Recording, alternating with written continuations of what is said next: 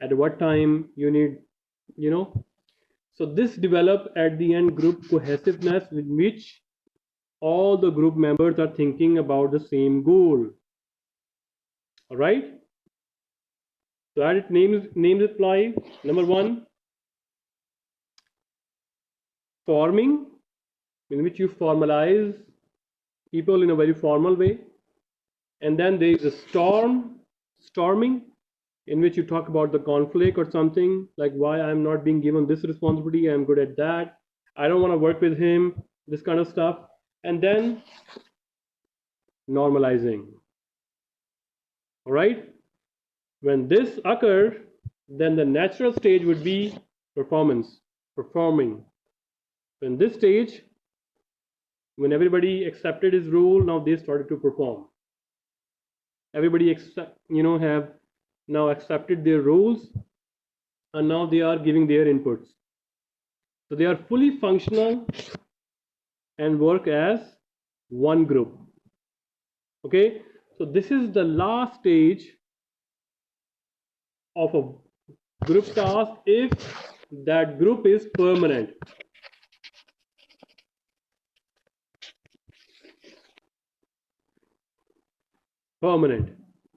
If the group is temporary for a specific task, then at the end what happened? The next stage comes is adjourning, which means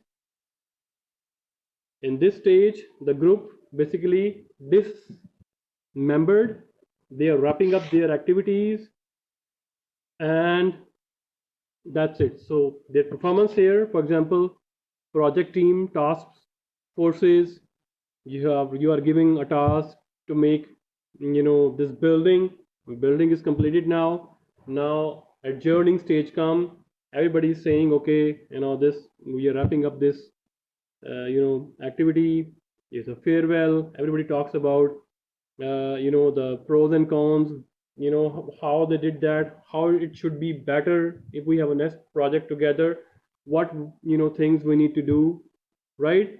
So basically they are disbanded. So if you want this group to continue for foreseeable future, for permanently, then there are 4 stages of group development. If you are making a temporary groups, then there are going to be 5 stages. All right.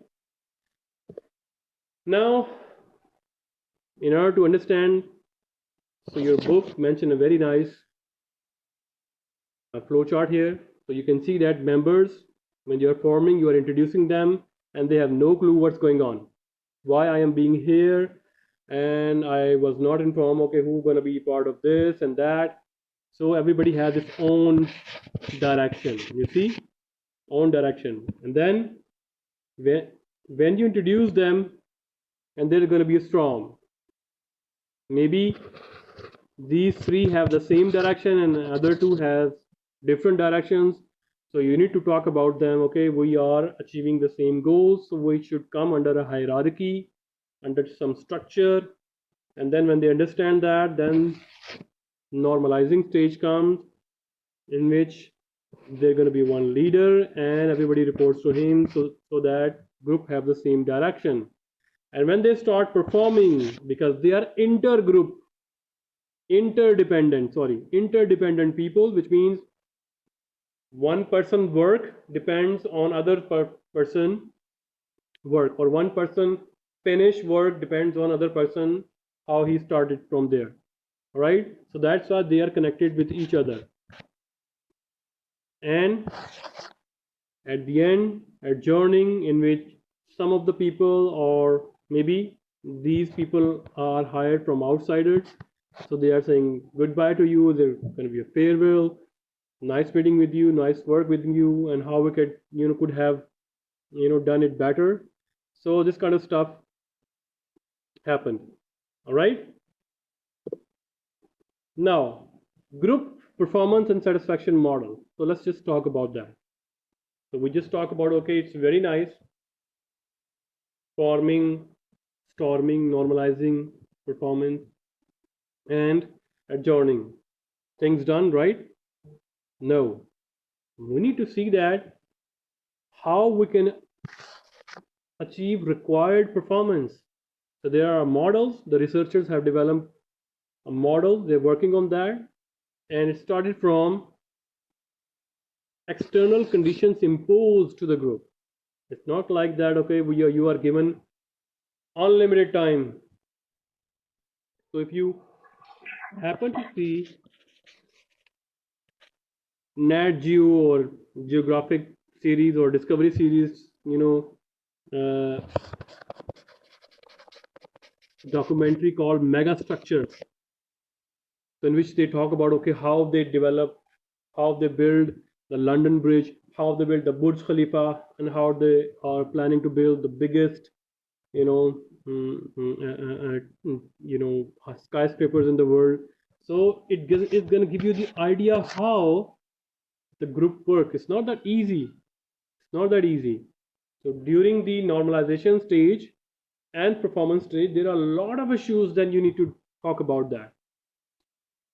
Plus, when groups started to form, there are some external conditions as well. For example, the Burj Khalifa, when they are planning, you have to build that in maximum 3 to 5 years. So there is external pressure on them how we can build that in this limited time period. So there are external conditions. Okay, you have to deal with that with this much budget, and you have to do that. So then, so these are not under your control. That's why we call this external condition. Sometimes already it is decided, okay, you have to work under this person, right?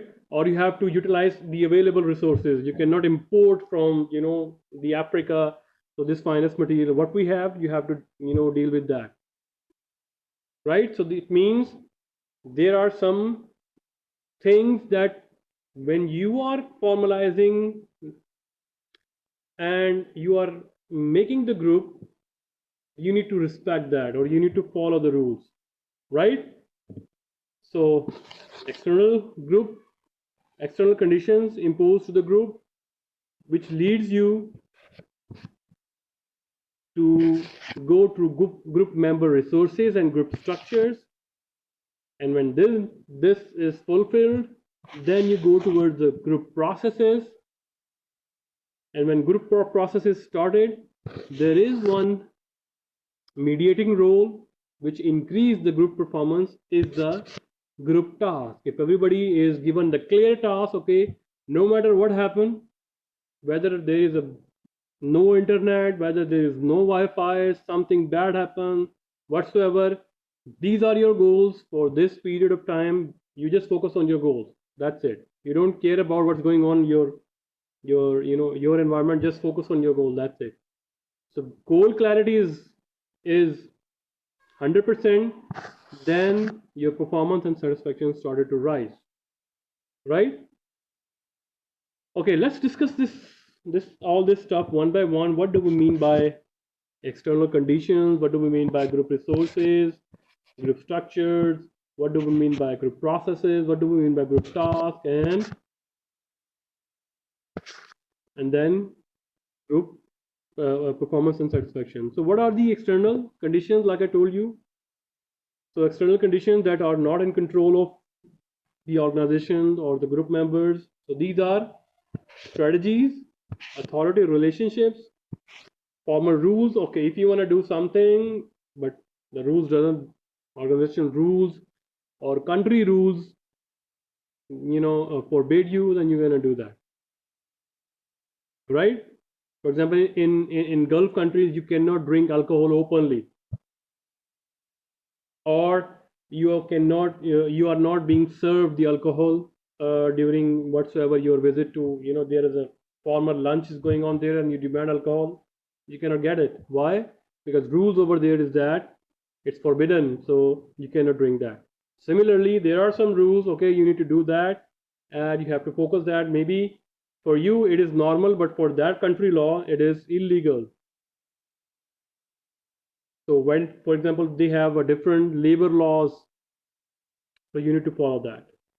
Availability of resources and employee selection criteria. If you are being given government directions or something, so you need to follow that, right? And then group member resources. What if I am including this person to this group?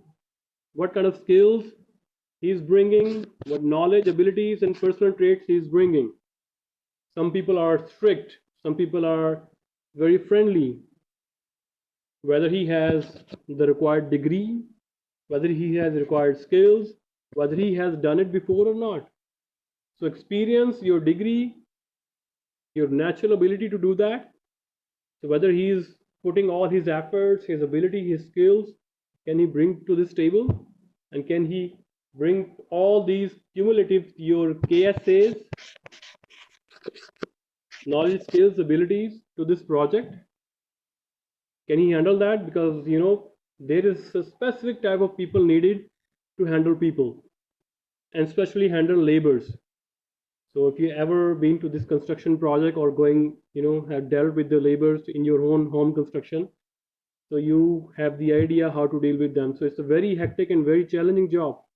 And in most important thing, your personality traits affect the labor's output as well.